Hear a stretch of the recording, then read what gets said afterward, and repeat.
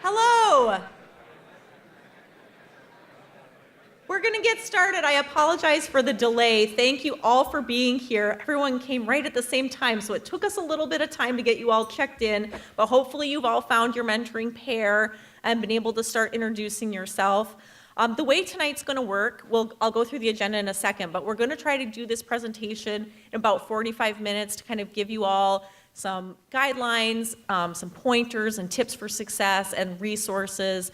And then the rest of the night will just be open time for you all to meet in your mentoring pairs if your partner is here. If your partner is not here, you're free to go home. Just make sure that you schedule a different time to meet with your mentoring pair so that you can begin filling out the mentoring partnership agreement, coming up with your goals, and setting your schedule for your meetings going forward. So tonight, first of all, I want to introduce myself. My name is Joelle Larson. I'm the Director of Alumni Relations for the College of Science and Engineering. And my colleague, Andrea Hansen, is also here with me today. She's the Assistant Director of Events and Alumni Relations. And Andrea and I are your two staff people here at the college who work on this mentor program. So we'll be your resources the whole year long. At the end of the presentation, we'll have all of our contact information up at the screen.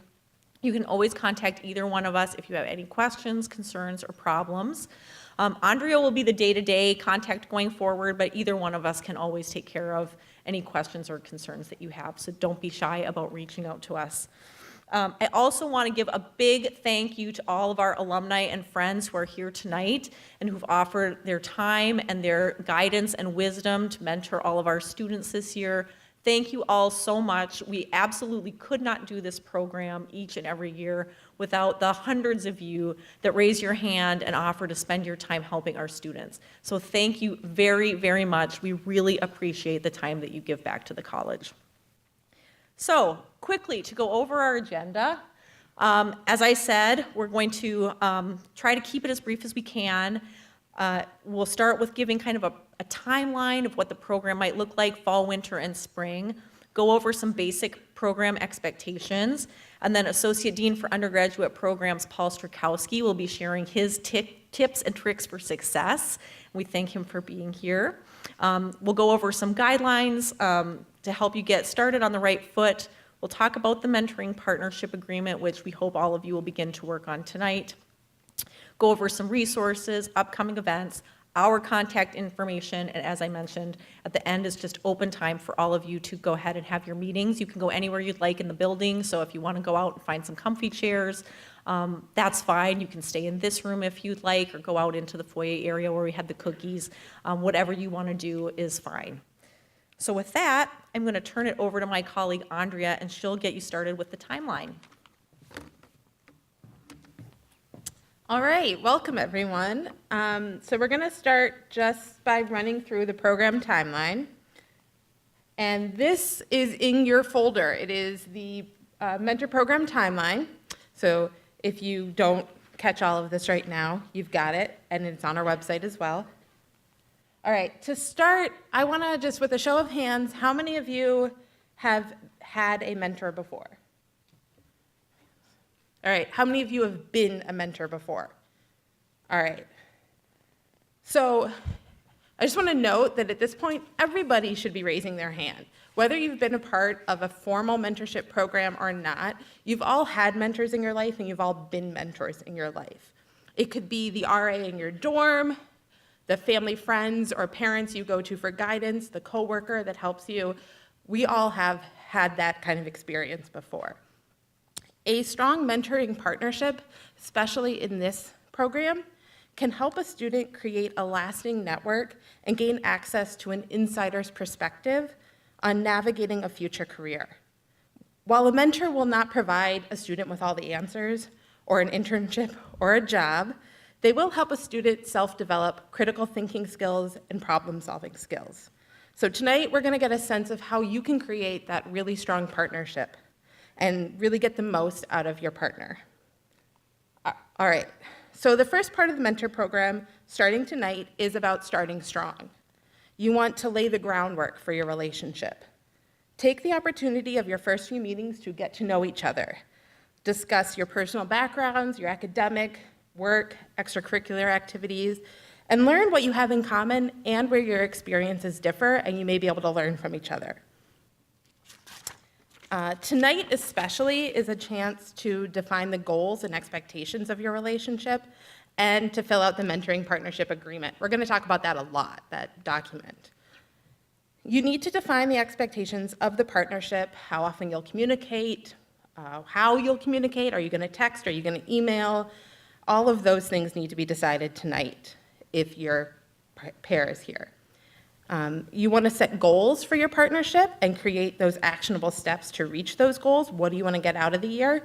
And that's really for both of you, right? A mentor is going to have goals for this experience as well. And why, what are their goals? Why did they agree to do this? And what do they want to get out of the experience? Those are all things you can talk about tonight when you're doing that mentorship agreement form. Starting off strong also means getting in the habit of meeting regularly in October and November. Remember, you're supposed to be meeting 2 times a month, and that can be in person, phone, Skype, FaceTime, all of those other ways of meeting. We'll go through some more events later, but we will be having a mentor meetup on November 12th. So if you're looking for a place and time to get together, we will have some time and space. There's also some other upcoming events that you can go to. All right, moving forward, winter is the time to build off the groundwork you lay in the fall, focus on your action steps, and track your progress. And this is a chance where you can report back at your meetings how you're achieving your goals, strategize, get advice. The most important thing here, too, is that you need to stay on top of this mentoring partnership. I know students, you're going to be on a long break during the winter, and you want to make sure that you don't fall off the radar with your mentor. So make sure you're keeping in touch, maybe planning something to do if you're going to both be in the cities over your break, and maybe something fun. It doesn't all have to be work. Just to make sure that you're not letting things fall off. To help out with that, we will have our Mentor Mid-Year Program, which is just for this program, where alumnus and mentor Kent Howe will be speaking about the job search from the recruiter's perspective, so that'll be a great way on January 29th to make sure that you're meeting in the winter and you're not letting things fall apart before you get into that very busy spring semester. All right, the last kind of couple of months are in the spring before the formal program ends. This is a time to reflect on your partnership, to redefine the partnership, and to celebrate. The last months of the program may be a time to have your mentor help you identify new goals if you've reached your goals, or come up with more action steps to clarify or strategize. A great opportunity is going to be the spring CSE Career Fair on February 5th. That'll be a great chance to lean on your mentor to help you prepare. As the program comes to a close in April, we want you to take the opportunity to reflect, evaluate, and celebrate. Are you going to stay in touch? Are you going to continue some sort of informal program? Think about the best ways you can end this relationship.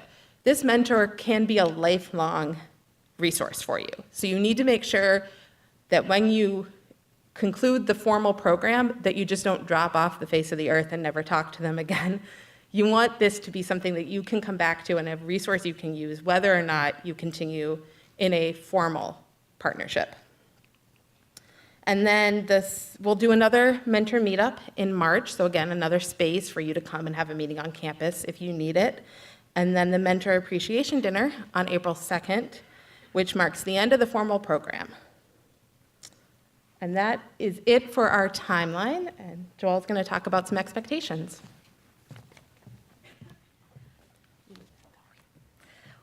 So we try to keep the program pretty loosey-goosey. We want you guys to be able to make it what you want. As students, you're going to be taking the lead on kind of guiding the goals and what you want to get out of this partnership. So unlike some of the mentor programs on campus, we don't have any formal requirements in terms of a job shadow or completing a reaction paper or anything like that. But we do have some expectations to hopefully provide a little bit of structure to your relationship, and then within that little bit of structure, you can really make it what you want to make it. So I'm going to go through briefly some of the expectations. You do have a sheet in your packet that also talks in a little more detail about the expectations. I'm going to hit on them all tonight as well. It's really important to kind of get these expectations out of the way tonight so that you can start strong and come to each meeting ready to hit the ground running and be prepared. So I've got another pop quiz for you. This time I'm going to make you stand to get the blood flowing. So what do you think is the most appropriate way for a student to prepare for their mentorship meetings? Who thinks you should just wing it on the day of? Okay, no one's standing. That's a good sign. Who thinks you should prepare questions and topics ahead of time and share them with your mentor so everyone can show up and be prepared? All right. You're all right.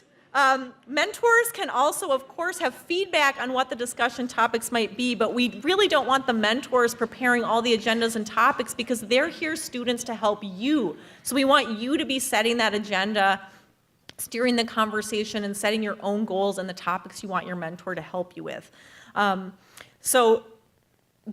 My first expectation is that all of you will show up to your meetings prepared. Students, if you let your mentor know in advance what you want to talk about, they can talk to their other colleagues or friends who may be able to provide additional insights that they could share with you. They can do a little bit of research on their own if they needed to. And you can really come with a lot of questions that you can ask your mentor so you get the most out of your time together. In addition to being prepared, I think the single most important expectation is one that Andrea already previewed for you.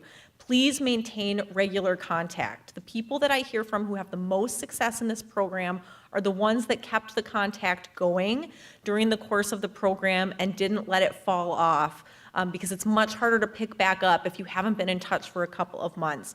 So we say 2 contacts a month.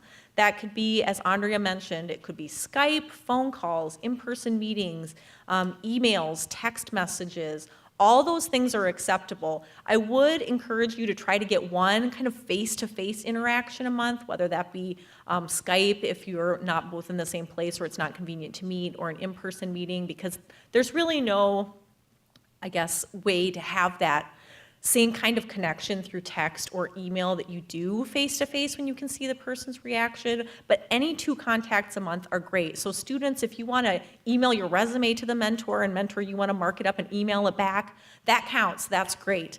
Just try to keep that regular contact going. I want to say a couple of other things about that. I've already made clear that students, we really want you to drive this experience because we want you to get what you want from the mentor in terms of advice and guidance. But mentors, if you haven't heard from your student in a couple of weeks, reach out to them, check in, see how they're doing, make sure they're okay. Everyone gets so busy these days, and we all need reminders from time to time. So just because we want the students to take the lead, don't think that that means it's not appropriate for you to reach out. Always feel free to check in with your student and try to get something on the calendar if you haven't heard from them. Another thing I want to mention about staying in contact, sometimes once you start talking, students may have thought they wanted their career path to go one way, and then once they learn what the mentor does day to day, maybe they think, that's not the best fit for me. Don't stop meeting with your mentor. They still have so much valuable information that they could share, even if you've decided that their career path is not the career path that you want to go on. They can still help you prepare for interviews, career fairs, give you advice on how to hit the ground running when you do start that first job or internship. So get what you can from them, even if it may not be advice directly related to your career. And mentors, on the flip side, keep in mind all the many transferable skills you have. Professionalism is the same across a lot of different industries. So you can certainly share great information about workplace culture, communication skills, and so on, even if you're a student and you don't have the same career paths in mind. And one other thing I'll mention for mentors is don't forget your network. It's perfectly appropriate for you, if you think you have a friend or colleague who might have good advice for the student, to ask them to come and sit in with you on a coffee or offer to connect that student to your colleague by email so that they can get additional advice. I think one of the biggest things that we can offer our students is not only our own time, but the ability to connect them to so many other people who, at this stage when they're maybe just exploring what the job opportunities might be with their major, this is a great opportunity for you to help them discover more information by connecting them to your network. Okay, so I've really beat that one, maintain regular contact, but I think it's the most important one. These others are important as well, but I think they're more Common sense, things that I think all of us already know. One, please set realistic and clear goals. We'll talk about that when we talk about the mentoring partnership agreement in a moment. Be responsive. If you get an email or a phone call or a text from your mentoring partner, respond to them within a couple of days. If you get an email from me or Andrea asking if you're attending an event or asking you to take a survey or something like that, respond within a couple of days. That really helps all of us to keep the program going. Another important one is to provide and receive feedback. Getting feedback can be really uncomfortable, and it's important to know that all the feedback you're going to receive as part of this relationship is meant to help you. Sometimes hearing negative feedback can be very uncomfortable, but just remember that your mentor is giving you that advice to try to help you, and mentors, please keep the feedback respectful and constructive. Okay, honoring commitments. By signing up for the program and being here tonight, you're agreeing to be part of this program through the closing dinner in April. If something changes in your life where you're no longer able to be part of the program, please let me or Andrea know right away so that we can try to reassign your mentoring partner. Another, be respectful. This, I think, goes without saying, but if you have to cancel a meeting or you can't make it, please let your partner know. Don't let them show up at the coffee shop and wait for you for an hour, or don't call them when they're already in the car on their way there. Try to be respectful of their time, and they'll be respectful of yours. And finally, evaluate. At the end of the program, we'll send everybody a survey, and it should only take 10 minutes of your time, and we really take them seriously to try to make the program better each and every year. The reason we're in this beautiful room this year instead of Mayo Auditorium like we've been in years past was because of survey feedback we got last year. So it really does make a difference to the program, and we appreciate you all taking the time to do that.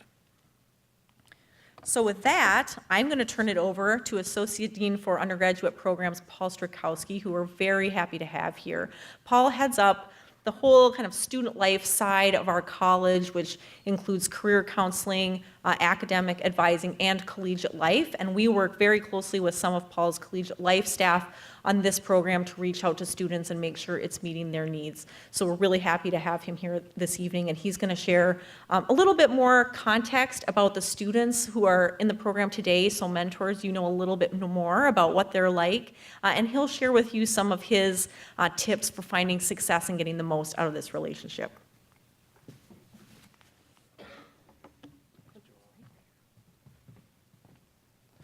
It is a thrill to be here tonight. It's a great audience, actually.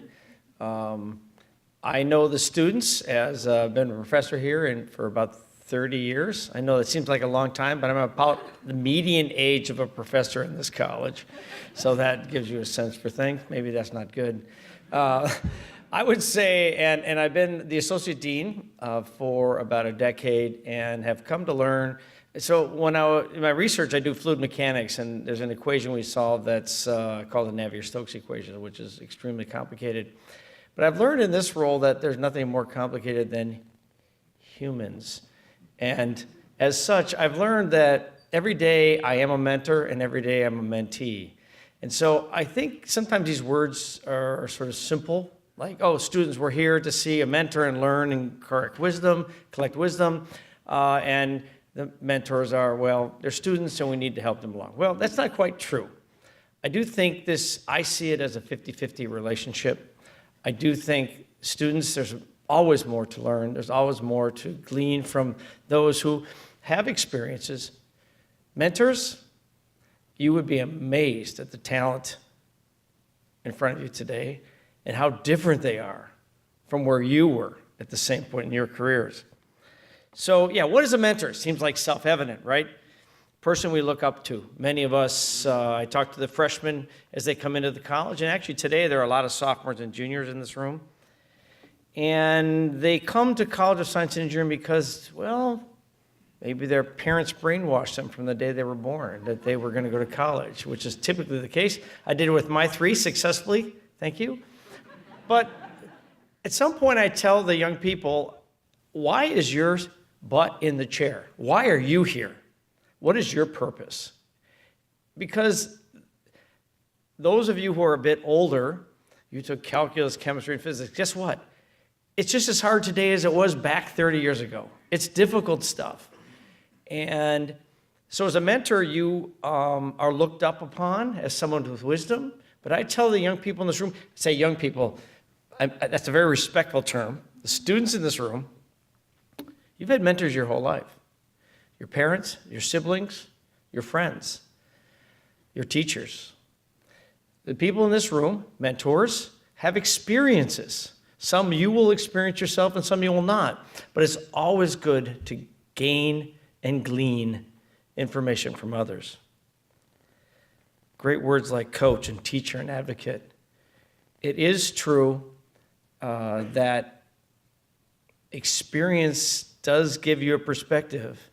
It's not like you have the answers, but sometimes you just, for example, a mentor in this room might have also gotten a 55 on their first physics test. And guess what? They survived. They moved on, and it's okay. So it's important for the young people in the room, as I look up to mentors in my life, my grandparents, for example, that there's always something to learn. And I think of Mark Twain. I'm going to paraphrase Mark Twain. My father told it to me. He died probably too young, but there's a saying that he used to say a lot. He goes, well, so I'm thinking of myself as a college-age sort of aged person. Mark Twain said, when I was a boy of 14, my father was so ignorant I couldn't stand to have him around. But when he turned 21, I was amazed what he had learned in 7 years. And young people, you are in the most formative transitional time in your life, and it's super exciting. I certainly can tell you when I was 14, 15, and 16, my dad, my mom knew nothing, absolutely nothing. And as sophomores and juniors in college, I think you're at the point where you say to yourself, oh, mom and dad, they know a few things. And so mentors have some knowledge that the mentees do not. However, mentors, do not for a second think you understand the students in this room. I had a TA, I taught a freshman course last year in 3D printing. And my TA, who was a senior, old senior, he told me, I can't believe how intense these freshmen are. That was 4 years later. So let's talk about mentors. Let's talk about the mentees. Let's talk about this iGen. And I will never badmouth a generation. You know, the baby boomers badmouth the Gen X's, and the Gen X's badmouth. Everyone badmouths everybody. Who cares? But mentors, I want you to know these are very talented young people. Number one, they rank in the top 5% of their high school classes. Now, I'm not going to point any fingers, mentors, but if you went to school, if you came to the University of Minnesota 20 years ago, you could get in if you could breathe. Times have changed. I'm not kidding you. 1980, we had like 1,200 applicants for 900 slots. This group, 14,000 for 900 slots. Mentors, any single-digit ACTs out there? I guarantee it. Really, 32? Most mentors in this room born before 1970 can't spell 32. Let's be clear. I mean, this is ridiculous. And I remember when my wife and my eldest was graduating from high school, and the St. Paul paper had published, this was probably about 2000. There were something like 36 ACTs in the entire state of Minnesota, and they were published in the St. Paul Pioneer Press, all 16. You know how many 36s we have in this freshman class this year? 85. What does that even mean anymore? By the way, mentors, these mentees, we have more of these students per capita in the marching band, in symphony band, in intramural sports. They're not very good, but they participate. I am not kidding you. And involvement is important. They are absolutely come from from a decade, one decade, 2008 to 2018, we've gone from 14% women in the freshman class to 32%. Yeah, women kicking some butt. That's right, gentlemen, watch out. Students of color have gone from 10% to 20% in 1 decade. Mentors. This group of students is under tremendous pressure, partly self-induced in the sense that you have worked your tails off. You accomplished more when you graduate from high school, I swear, than I graduated from college. You work so hard. You're very dedicated. You study harder. You party less. Well, let's not talk about the 70s and 60s. That's probably not good. You really have a lot more seriousness. And that's not a bad thing, but it does put a lot of pressure on you. And let's face it, when I went to college in 77, I could work in the summer and pay for an entire year of college. That's not true anymore. So mentors, be aware of the changes that these young people have gone under. What are the challenges? It's a very demanding curriculum. Purpose. Students, one of the things you need to figure out is why you are here. What is your purpose? At 2 in the morning, which I'm sorry that you do often study till 2 in the morning in this college, doing calculus, chemistry, physics, fun things like thermodynamics, material science, evil subjects like that. You need to know why you're doing it. Mentors, you can help our students understand why they need this knowledge. The problems that we have created, every generation does it. Students in this room, you'll make some mistakes too, and your kids will have to clean it up. That's what we do. We give them something to do. Oops, wrong button. Now, you're all sophomores and juniors, a few seniors in the room. The average high school GPA coming into this college is 3.9. A year later, reality, 2.7. Guess what? That's okay. Mentors, please share with these young people that reality is normal. Not everyone is perfect. It is okay to be less than perfect. Oh, we all suffer from crises of confidence at time to time. Mentors, talk about the fact that every year you go through a review just like students go through getting exams, and it's not always perfect. Stay focused, stay on the track, and don't beat yourself up. I'd like to believe our students have some time to pursue things outside science and engineering, and I think most of our employers and graduate programs would say our students need to be good communicators. They need to understand their weaknesses and strengths. The last 2 years, for my 30 years here, the College of Science and Engineering students have always had the highest ACT scores at the University of Minnesota. For the last 2 years, our students have also had the highest ACT English scores because communication matters. It really does matter. Okay, seeing connections, I want you to realize that all this calculus and stuff that the students do is important, but it's not everything. Our women and minority students are doing successful right now, being very successful, but they're hard on themselves. Talented students leave the program. I don't want any student in this room to leave the program. And by the way, students in this room, you are brave. The fact that you are here means that you care. Students, my children will come to me and, I got an exam, I'm so stressed out. Guess what? Being stressed out means you care. When you go into something and you're not stressed a little bit, you've lost caring, and that's a problem. Transferable skills, your mentors will talk about that, the importance of things besides math and science. And of course, we want students of all backgrounds to succeed. So, students, you need guidance. Always continue to obtain guidance. I do it every day. One thing I try to do is hire people smarter than myself, because I learn from them, and that's important. Students need mentors. We all do. Students, you're adults. 20 years from now, you'll be adults. You always need mentors. 3 things are important. Engagement.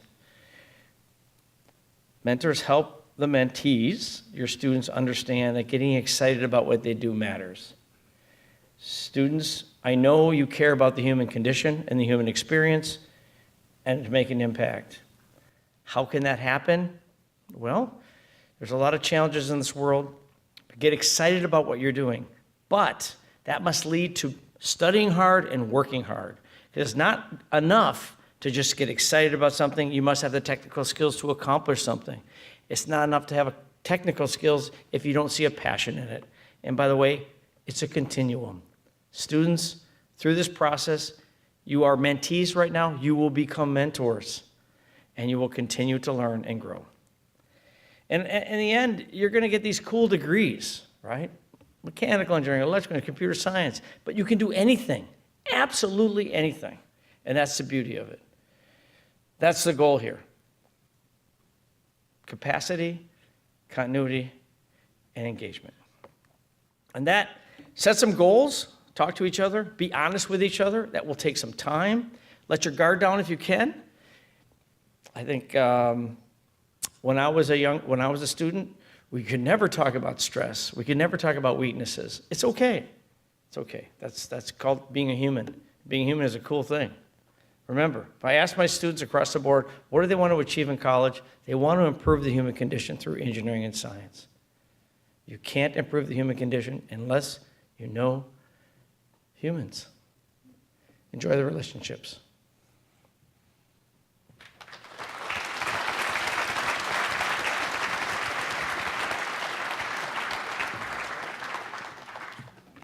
Thank you, Paul. We're going to run through some guidelines for the program, some kind of rules and guidelines. Some of this is going to be familiar. It's going to be kind of similar to some of the stuff Joelle said, but we just really want to make sure you're listening and you're hearing it and it's getting through to you. Okay, so first and most important, and I know Joelle mentioned this and we'll probably mention it again, if you encounter a problem, you need to talk to us immediately, either myself or Joelle. If you are not hearing from your mentor or your student, let us know. If you wait till April to tell us that you've never heard from your pair, we can't do anything about it. So let us know as soon as you can.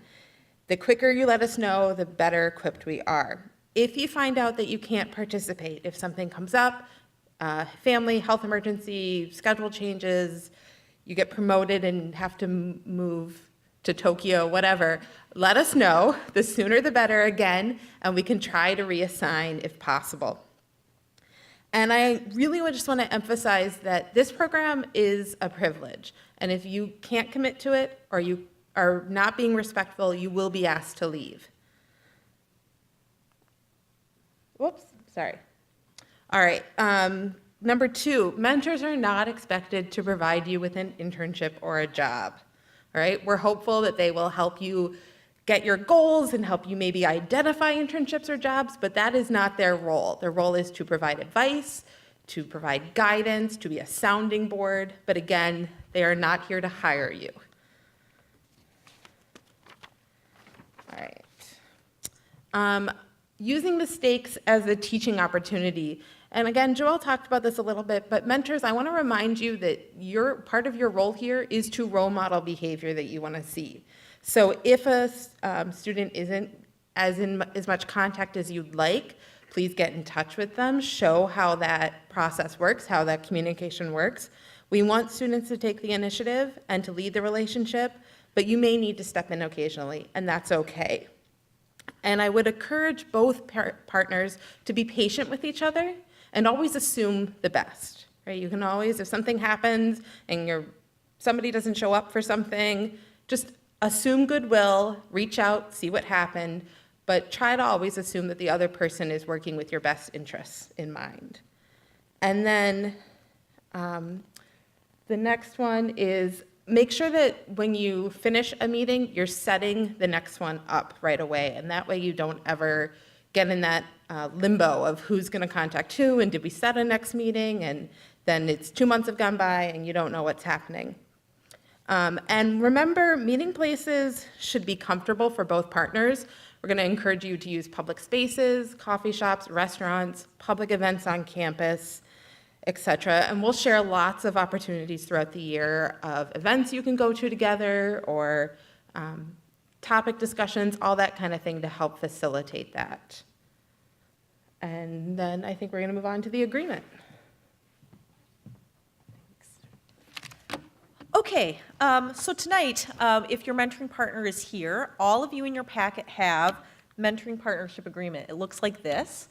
We also have a little SMART goals instructions, which will hopefully help you guys start to have good discussions about what some of your goals might be. We ask that you fill out this agreement just to make sure that you're both on the same page. If you've talked in advance about who's going to schedule the meetings, what's the best phone number to reach you, how you want to get in touch, where do you want to meet, then you don't have to waste a lot of energy every time going through all those same steps. You can just set up your next meeting and hit the ground running. So I'm going to talk you through how to fill this out and get the most out of it, and then tell you how you can turn it into us. Before we do that, I have one more pop quiz for you.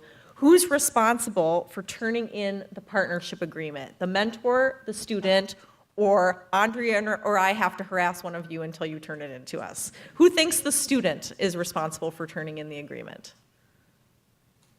Okay, mentor? Who thinks you should have to harass me? A couple sassy ones in the back. It's the student. Though obviously you'll fill it out together. Students, since you're the ones here on campus, you can either turn it in, I'll go through it in a moment, but if you don't turn it in tonight, you can turn it in on campus in Walter Library, you can email it or PDF it to us. So just take the initiative of getting that turned in. If you don't, you'll be hearing from us, wondering where it is. So to fill out your goals, which I think is the most important part of the agreement, we're asking you to use the SMART system. It just stands for a few key words, some of which we've already talked about tonight. Make sure the goal is specific, so make it concrete, something that is a distinct small goal. I always think of these as more stepping stones to a big goal. You don't want your goal to be find a job, because there are a lot of little goals and steps that lead up to finding a job. I'll show you some examples in a moment. You want it to be measurable. How do you know when you've achieved it? It should be something that you can actually achieve. You'll have to work at it, but it's attainable. If you're a sophomore, your goal probably shouldn't be find a job, because you aren't going to be doing that for a couple of years. It might be more like find a summer internship or something along those lines. It should be realistic. Do you have the skills and the commitment you need to reach the goal? And it should also be timely. So setting a time frame, like you want to do something by the end of fall semester or the end of winter break or by February 1st or something like that, so that you have that sense of urgency to get the goal accomplished. So here's a couple of examples. As I said, I like to think of these as smaller stepping stone goals to a larger goal. So if finding a summer internship is your big goal, what are some of the stepping stone goals that might be smaller and more measurable and achievable in between? So I've listed a couple of examples here. Everyone's might look different, but have your mentor review your resume by Thanksgiving, a timely, measurable thing that you can do. Conduct at least 2 practice interviews by December 31st. Again, having that deadline will really keep you accountable and keep you moving towards your goal. Identify 3 potential internships for the summer and talk to someone in the Career Center about what the application process might look like. I don't have a timeline, I don't think on here. Oh, by the start of spring semester. So sometimes these might be a little more wishy-washy or a specific date, whatever works for you. And finally, meet with at least one student who's interned at a place that you're interested in to learn more before the application deadline. So those are some examples in order to achieve a larger goal. For somebody who might be a sophomore still thinking about, I don't know even what I want to do. I just know I've just chosen my major. I first need to figure out what can I do with my major. I've got some suggested goals here for you too. If your mentor graduated in the same major, ask them about their career paths and maybe set a timeline like to do that in your first 2 meetings. By Thanksgiving, get on the Maroon and Gold Network. Has anyone heard about the Maroon and Gold Network? Raise your hand if you know what it is. Just a few people. So it's an online networking platform that the University of Minnesota Alumni Association started. It's for students and alumni. It's free. You fill out a profile, and then you can search for people by their college, by their major, by where they live, by where they work. And everyone on there has raised their hand to say, I'm somebody who'd like to be contacted to give advice about career-related things. So it's a really welcoming environment. Everyone in this room should sign up for it. Andrea and I will provide the information. But if you're looking for more advice, it's a great way to just reach out to someone on a one-off basis to ask them what their job is like. So search through that, look for people with your major and see what kinds of jobs they have, read their job descriptions and see what people are doing and maybe talk about some of those with your mentor. Ask your mentor to connect you with someone else who majored in the same thing you are majoring in so you can talk to them about what their daily job is like.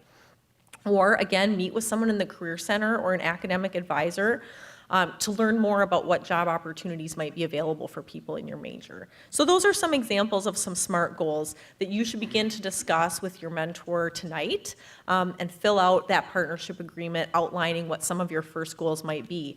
Now you might achieve these goals and then great, you get to set new goals. So don't think you're only stuck with what you put on the agreement tonight. You may get started and realize your goals change a little bit, and that's okay. Returning the agreement. Andrea and I will be out where you checked in until 9 o'clock tonight. So if you fill out the agreement tonight, you can turn it back into us right there and you're done. You don't have to worry about it again. You can turn it in to the CSE Dean's office in Walter Library Room 105 between 8 a.m. and 4:30 p.m. You can always email it to myself or Andrea. And we just ask that you get it to us by November 5th. Guideline is within 5 days of having your first meeting, try to provide it to us. If we don't have it by November 5th, Andrea will start following up to ask you if you've had your first meetings. Because this is the way that we know you've actually met and have begun communicating with one another. If we don't receive that, we don't have any way of knowing if you've been in touch with your mentor or your student. Okay, turn it back over. All right, I'm going to run through some resources that we have available.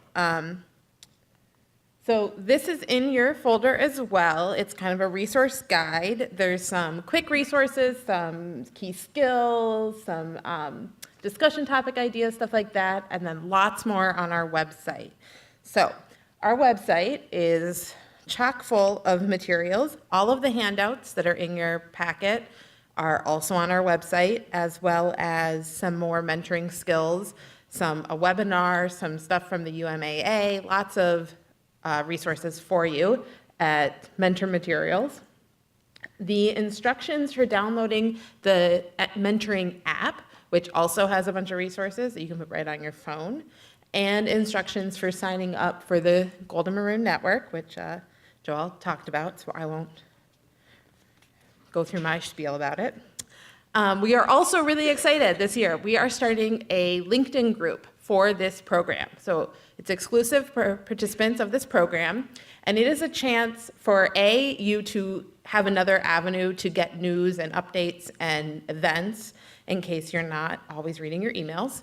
It is a way to connect with not just your mentor pair, but the entire group, so you can throw out questions or needing advice. It's really a way to make this more of a community and a larger conversation that we can all have together. And you don't get kicked out of that, so as we go forward, past participants will still, if they'd like to, still be in the group as well. And then we will send a monthly e-newsletter that will have industry news and articles that maybe you could discuss with your mentor pair, any upcoming events on campus or long distance, discussion topics, any program information. Again, we'll try to kind of cross-post things so that hopefully you're not missing stuff. And then finally, of course, Joelle and I are both resources. You can always reach out to us with questions or if you need advice about anything. Okay, I'm going to run through upcoming events as well. These might be great opportunities for you guys to meet in your pairs. So, all right, the November Mentor Meetup I mentioned earlier is going to be Monday, November 12th from 4:40 to 6:40 p.m. We have space in Brunick's Hall. There will be some light snacks and drinks, and you're welcome to just come, and it's a space to meet, so you don't have to try to find a coffee shop or coordinate all of that. It's just set aside space for you. I will be there if you have any questions, just kind of staffing, but there's no real program. It's just an open space. Then some free public events. There's the Warren Lecture Series, which is the CEGE lecture series, and that is Friday mornings. So there's a bunch of them coming up that you can always attend with your mentor pair if the topic is of interest to you, or they're posted on YouTube after the fact too, so it can be a way you can both watch it and then discuss, something like that. There's the Women Innovators Conference hosted by the Carlson School of Management on November 14th. And that might be a really good chance for your mentor to help you prepare for something like a professional conference. There's the St. Anthony Falls Laboratory Tour coming up, monthly public tours of the lab. There's the CSE Winter Light Show, and there's 2 open houses for that. The first 2 Fridays are open houses, so that could be a fun thing to do with your pair if you're looking for things to do. And then we want to make sure that you get these on your calendar now. Save the date. January 29th will be the mid-year program. And again, that's mentor and alumnus Kent Howe will be speaking about the job search from a recruiter's perspective, which would be pretty invaluable to know before you go to that career fair. What are those people looking for, and how can you best present yourself? We'll do another mentor meetup in March. And then the April 2nd is the closing dinner, and that is university-wide, all of the mentoring program celebration dinner that we would want you all to attend if you're able. All right, we have one more pop quiz. So I think we'll do a stand-up again before we break. What happens after the closing dinner on April 2nd? So if you think it's A, mentors and students no longer need to meet, but they can if they choose. Stand up. All right. Anybody still sitting down? All right. Does anybody think it's mentors and students should meet through the end of the year? No, you don't have to. Mentors and students must track progress and turn in. You have to write a paper, none of that. You're welcome to continue to meet if you'd like. But the formal program ends after the dinner. Again, remember, you hopefully would like to keep this resource open and this network that you've built open, so don't just drop off the face of the earth. This is a great opportunity to celebrate with your mentor and to thank them and show gratitude, and then keep that relationship enough that you can always use that as a resource if you need to. All right, so this is contact information for myself and Joelle. It's all on the website as well, but if you want to write it down or take a screenshot or something of that, go ahead. Any questions, concerns, you can always talk to us. And then that is it for the program. So we're gonna break now, and if you and your mentor are here, you can meet now and work on your mentoring partnership agreement. If your mentor or student is not here, you are welcome to leave at this point. You don't need to hang out for the next hour. And Joelle and I will be here until 9 o'clock out in the foyer to answer questions and collect agreements. And thank you very much.